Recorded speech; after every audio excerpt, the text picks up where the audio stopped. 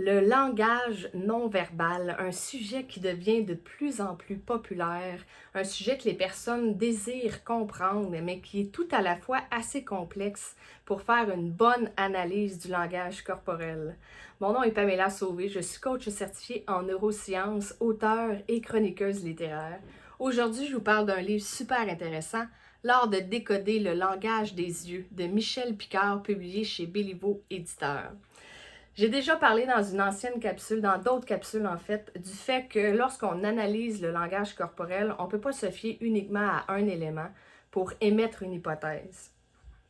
Et ce qui est intéressant dans ce livre-là, c'est que justement, ça nous permet de se concentrer uniquement sur le langage des yeux, sur ce que ça peut vouloir dire pour nous donner une idée. L'auteur parle vraiment de où les yeux s'enlignent. Ça nous parle de s'il y a une ouverture, une fermeture.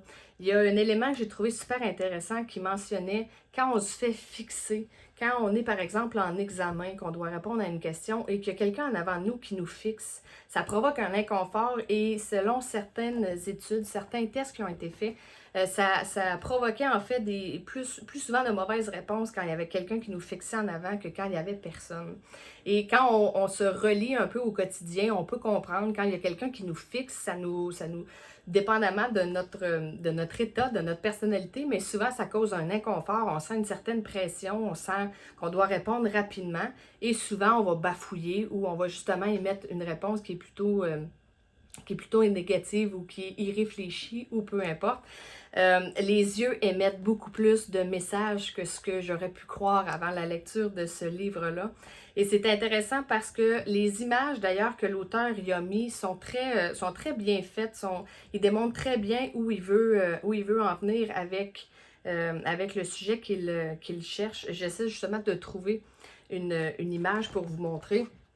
Donc, quand il parle des axes, si la personne regarde en haut, c'est d'un tel côté, c'est pour le futur, le passé. S'il y a des émotions, la fermeture des yeux, est-ce que l'échappement, justement, quand quelqu'un nous parle et qu'on s'échappe du regard, qu'est-ce que ça peut vouloir signifier? J'ai trouvé ça super intéressant comme concept et la multitude d'informations dont il nous fait part. Je vous le remontre, L'art de décoder le langage des yeux de Michel Picard chez Béliveau Éditeur. Je vous souhaite une excellente lecture. Bye tout le monde!